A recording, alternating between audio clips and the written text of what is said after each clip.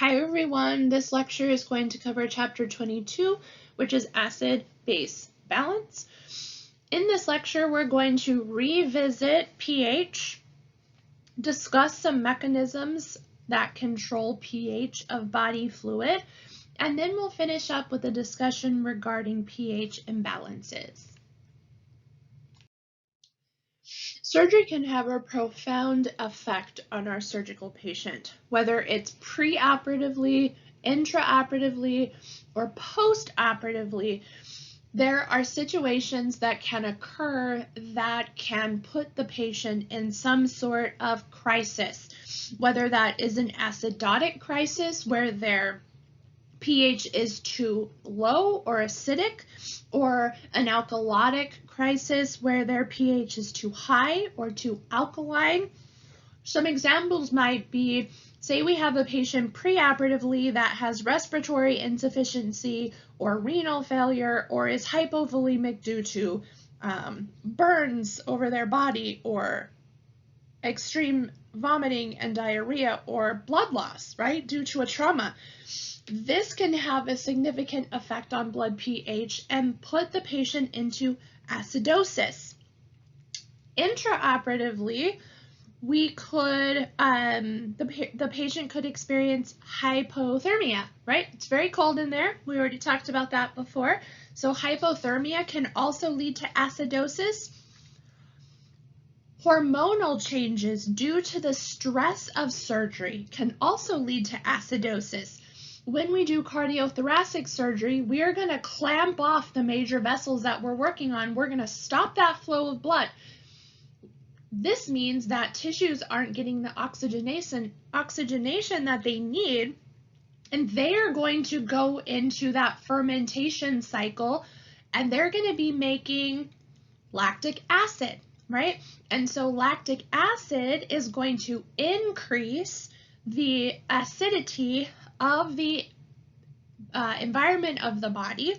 So hormonal changes, clamping and unclamping of vessels, both can lead to acidosis. Also, loss of fluids that have bicarbonate, which neutralizes acids like bile and pancreatic juices. Alkalosis, not nearly as common with the patient. Predominantly when there's a loss of gastric juices, that could lead to alkalosis, but predominantly we're most worried about acidosis. We see that most often. And then in the postoperative phase of surgery, again, if there's respiratory insufficiency, septic shock, renal failure, hypovolemia, all of those things can cause acidosis as well. So way back when in A&P 1, we talked about the pH scale, okay? And the pH scale basically tells us how much hydrogen, right, is in a fluid. And the more hydrogen ions we have, the more acidic a fluid will be. And the more hydroxide ions we have, the more basic it will be.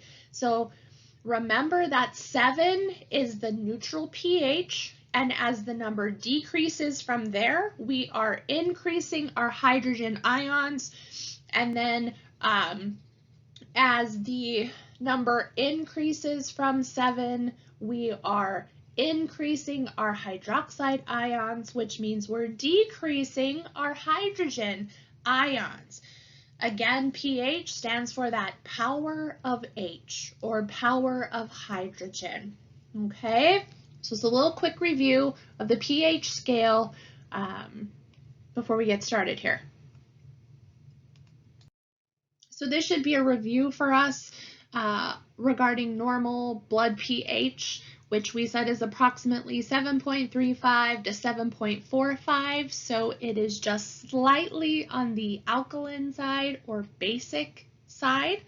All right, arterial pH is going to be a little bit more alkaline than our venous pH because we're carrying CO2, right, in our venous blood. And so that is going to make the blood a little bit more acidic. It's not acidic, right? It's a little less alkaline, maybe we should say. So the numbers of the pH scale, remember, each time we move a number, hydrogen ion concentration changes by 10 times fold for each pH unit. So for example, if we're moving from a pH of 7, which is neutral, you can see pure water there, then we move to a pH of 6, which is, they have milk as an example. This is a 10-fold increase in hydrogen ions. We have 10 times more hydrogen ions in milk than we do water. Now let's say we move from water to black coffee.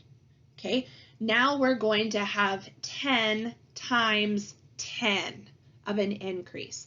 So that would give us 100, right? 10 times 10 is 100. So we're adding a 0 of hydrogen ions each time we make a move to the left. Now hydrogen ions are going to be decreasing if we go in the opposite direction. If we start at 7, which is water, and we go to an egg, right? We're getting 10 times less hydrogen ions. Okay, so it only has to do with the concentration of hydrogen ions. That's what this pH scale is based upon. But we also know intuitively that if we are increasing in hydrogen ions as we get more acidic, we're decreasing in hydroxides. And the reverse would be true if we're seeing a pH that's more alkaline. So as we go from neutral to higher alkalinity, we're seeing a decrease in hydrogen ions, but an increase in hydroxide ions. Here's just a little sneak peek of the pH values of the human body, different fluids, different organs, different areas. I thought it was interesting that here at the top, the brain is almost exactly neutral, 7.1. And then we have those blood values that we've talked about before, kind of working around here in a clockwise fashion. Small intestines, a little bit more basic there, skeletal muscle, bone, urine, and then look at gastric secretions all the way over here on the far left, 1.0 to 3.5, right? We have that hydrochloric acid in there. And then saliva being a little bit more acidic as well. It's got a lot of enzymes in it that's going to help us start breaking down our food. Interesting.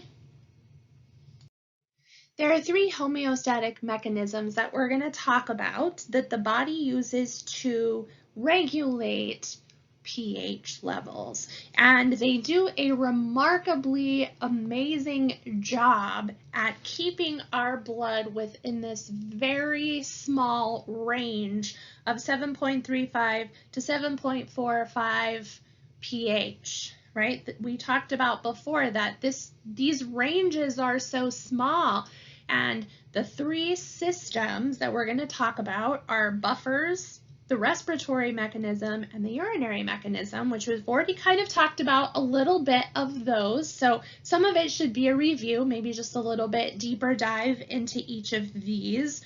But it's interesting how effective these mechanisms are. Like I said before, if we had to think about doing all of this ourselves, then there wouldn't be room for us to do anything else. So the body is performing this amazing service for us and regulating these pH levels. So remember that carbon dioxide is a waste product of cellular respiration. When carbon dioxide diffuses into the capillaries, it gets dissolved in the plasma. And so what happens? One of 3 things is going to happen to carbon dioxide. One is that 10% of carbon dioxide is just going to stay diffused in the plasma. 20% of that carbon dioxide is going to bind with hemoglobin to make carbaminohemoglobin. 70% of the carbon dioxide is going to get converted into bicarbonate ions, and it is going to travel in that form to the lungs. So how does that happen? Well, first, carbon dioxide, like I said, is going to get dissolved into the plasma, and because there's this special enzyme helper called carbonic anhydrase, when carbon dioxide forms with water to make H2CO3, one of those hydrogens is going to be disassociated in water. And so what we're going to end up with is a free-floating hydrogen ion. Remember, so this is increasing hydrogen ions, right, as this process is happening. So that makes sense that our pH is going to be decreasing a little bit because we're picking up CO2 on the venous side. So when we have our H2CO3, which is carbonic acid, one of those H's is going to break away or dissociate because of this anhydrase, and we're going to be left with increasing hydrogen ions and increasing bicarbonate ions, which are HCO3s, right? Those carry a negative charge, and then our hydrogen ion carries the positive charge. And so this is the way that carbon dioxide is going to be transported to the lungs. And then when it gets there, this reaction that I just talked about is going to be reversed. And that is going to allow carbon dioxide to enter the alveoli and be exhaled by the lungs. So we already have an understanding that our body systems are working together to maintain homeostasis in the body. When we're specifically talking about the respiratory system and the maintenance of our pH and control of our pH, the respiratory system is able to respond very quickly. In a couple minutes, it's going to be able to adjust the respiratory rate so that we can adjust the level of CO2. So if you're out for a jog and you're using up your oxygen stores, the respiratory system within a minute or two is going to respond and tell your body to increase respirations. That way you're going to increase O2 intake and increase CO2 output, right? So it can adjust very quickly. If for some reason the respiratory system is doing all that it can do, or it can't respond to adequately establish a homeostatic balance in the body, that's where the kidneys come into play. All right, the kidneys take a little bit longer to respond, right? They're the second responders, let's say, and within about a 24-hour period, the kidneys are going to be able to start to balance, achieve that balance that the respiratory system failed to achieve.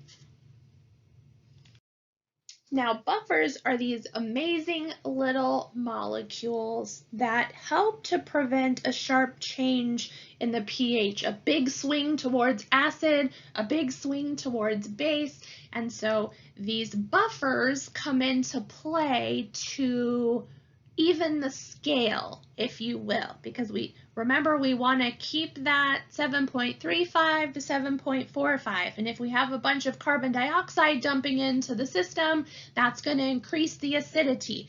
All right, so we need buffers to do a job so that we don't get these big swings. Now, more acids than bases are typically introduced into the body fluids, and that's because of catabolism. Remember, the body is consistently breaking down whatever stuff we put into it, into smaller parts, right?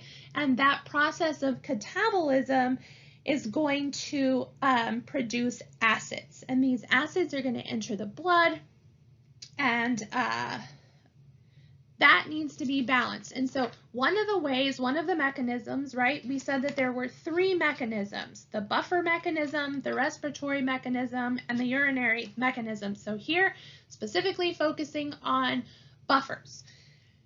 Now, buffers or buffer salts typically are going to weaken those acids as they enter the blood. And we already got an example of that, right? We said CO2 is a product, a waste product of cellular respiration.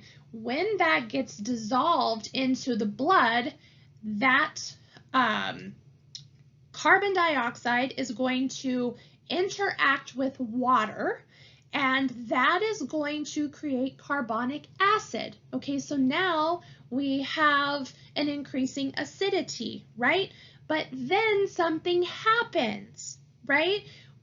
One of the hydrogens disassociates in water, and now we have bicarbonate ion, which is more basic. So now we have something called these buffer pairs.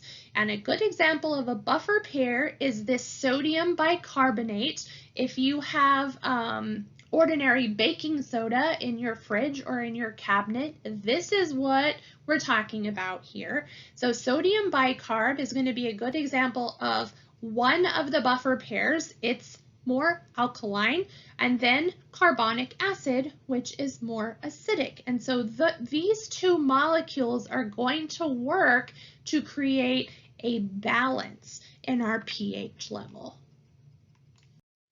Okay, so here's what I want you to take away from this discussion about buffer pairs. Do we need to know about reactions? No, we don't need to know that. Here's the biggest takeaway. When we introduce a strong base or any kind of base, right, into the system, the body is going to counteract that with an acid. Okay, so one example that the book gives is sodium hydroxide. If we have a strong base like sodium hydroxide introduced into the system, that completely dissociates into sodiums and hydroxide ions. What do we know about increasing hydroxide ions? Increasing alkalinity, right?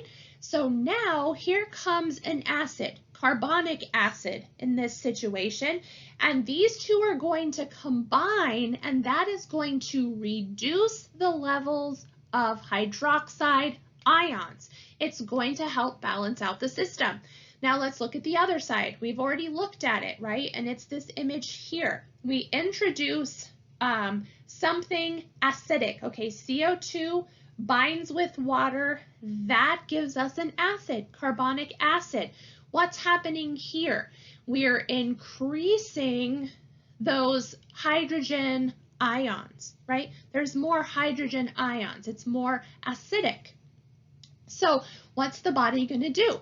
The body is going to introduce a base, right? And that base is going to decrease the number of hydrogen ions, okay? So this is what is happening. This is the takeaway. If there is a base introduced to the system, an acid is going to neutralize it by reducing hydroxide ions. If there's an acid introduced to the system, a base is going to neutralize it by decreasing or increasing hydroxide ions, or therefore decreasing hydrogen ions. Okay, I hope this helps. We don't need to know reactions. We don't really need to know chemistry. We just need to know that acids and bases act as buffer pairs to balance out the system. All right, so again, a review of the respiratory mechanism of pH control. Respirations remove CO2 from the blood. We know that. We exhale CO2 from the blood. So chemically, we already discussed what is going on is the amount of carbonic acid is going to be decreased because it's going to be balanced by sodium bicarb, right? Bicarbonate. So that's going to be decreasing those hydrogen ions. That's going to be buffering the system, okay? And it's going to raise that blood pH from its venous to its arterial level. And then, as I said, if you're out for your jog and your body's using up all of its oxygen stores and its cells, you're going to need to get in more oxygen. You're also going to need to get out more CO2, right? Because we know that's a waste product of cellular respiration. So the brain is going to say, hey, increase respirations, right? And so you're going to start breathing more heavily so that you can get in more oxygen and out more CO2. And remember, this is almost an immediate response mechanism. Within a couple minutes, your respiratory system is doing what it needs to do or what it can do to decrease the dropping pH of your blood level by breathing out CO2.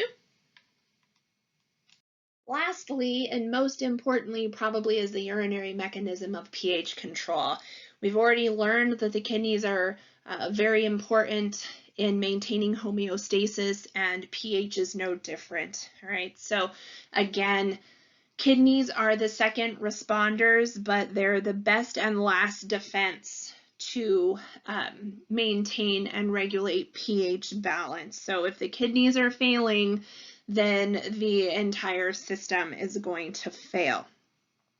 Because there are so many more acids that enter the blood, there's going to be more acids that the kidneys are filtering out. So the kidneys are going to be filtering out more hydrogen ions, and those hydrogen ions are going to hook up with an amino acid called glutamic acid, and they're going to form ammonia. And some of them are going to dissociate and form ammonia ions, and those are going to be secreted into the urine. Conversely, the body is going to want to hold on to those bicarbonate ions, those HCO3 ions. So we're going to be holding on to the bicarb, which is the base, and we're going to be excreting the acids, which are the hydrogens. When we discuss pH balances, we typically look at them through two different lenses. One being pH balance is decreasing, which would be acidosis, or pH level is increasing, which would be alkalosis. And acidosis is characterized by an arterial pH blood that's less than 7.35. Typically, we don't get down to a neutral pH. Typically, it rarely falls below 7.0. Death would typically occur before it reached 7.0. And these are the conditions we see the most if we're going to see a pH imbalance, because like I said before, more acids are introduced to our system than bases. Now, alkalosis is characterized by a pH that's greater than 7.45, right? So we think about our mins and maxes of our blood pH, and then if it falls below the minimum, we have acidosis. If it climbs above the maximum, we have alkalosis. And so the whole goal is to maintain a proper ratio between carbonic acid and sodium bicarbonate. Remember, this is our buffer pair. These are like frick and frack, and they're these two opposing forces, and the body needs to maintain these proper ratios of them at all times. And my dog seconds the motion. What is that ratio? Well, the body needs 20 times more sodium bicarbonate buffer than carbonic acid. And so it needs to maintain that level for it to properly regulate the pH, and blood levels of sodium bicarb are typically regulated by the kidneys. Remember, that's the base.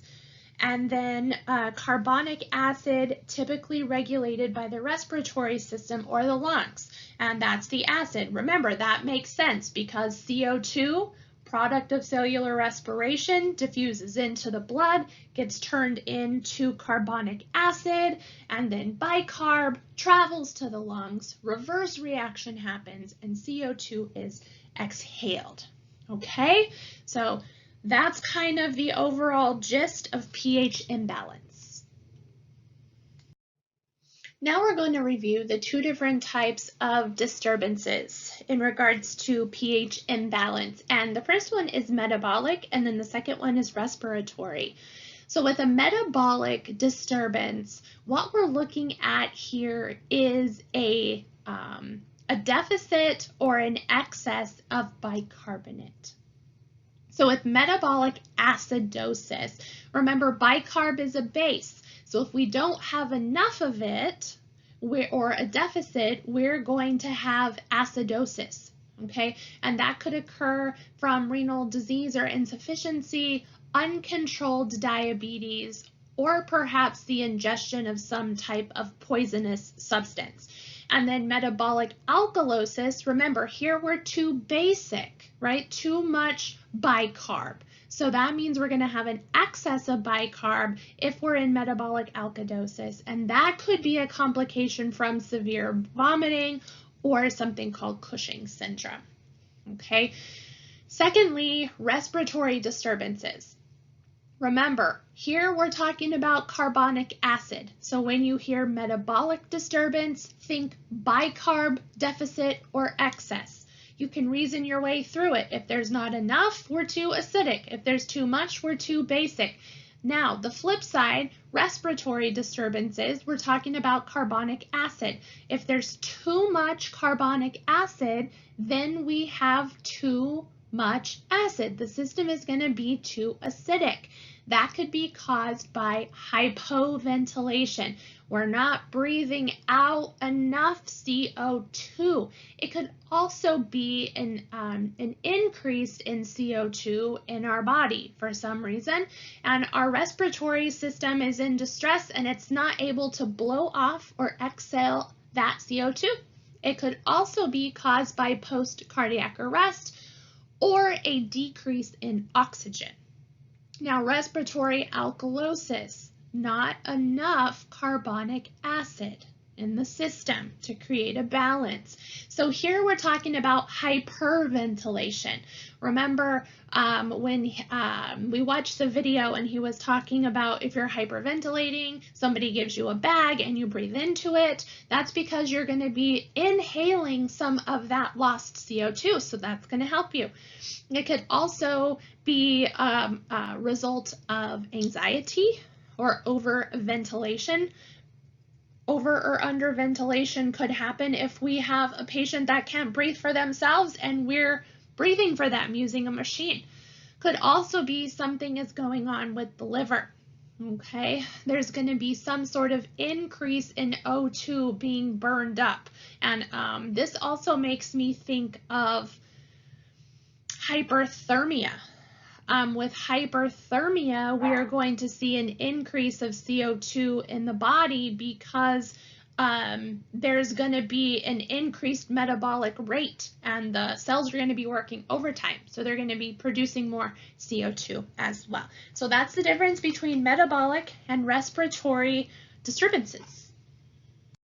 We're going to finish up with a little discussion on compensation for pH imbalance. So when we try to compensate for something, right, that means we're trying to make up for it in an alternative way. So when we're talking about respiratory disturbances, there are two types. There's uncompensated metabolic acidosis and compensated metabolic acidosis. Uncompensated, that means the body can't do anything about it, or the respiratory system hasn't responded, right, to try to bring that pH level back to a normal range. The second type is compensated metabolic acidosis. So here, the patient's blood gases, the patient's blood may appear normal, right? But there is some sort of significant underlying condition that we have yet to identify because the body is compensating for that change in some other way, right? And so eventually it will be manifested, but it might take us some time to be able to really see what is going on with the patient. So we call this compensated metabolic acidosis. And this is a temporary fix, right? The pH is going to look normal. An example could be if we have an individual that has diabetes, that can lead to acidosis, and they are acidotic, but their respirations are increased and they're hyperventilating to compensate for that drop, right? They're blowing off more CO2, then we might get test results back that show a normal pH, okay? And so that would be an example of compensated metabolic acidosis. So I'm 2 for 2 on the short and sweet lectures of around 30 minutes long. So I hope this helped to shed some light on how the body maintains homeostasis regarding pH and that acid-base balance. Thank you.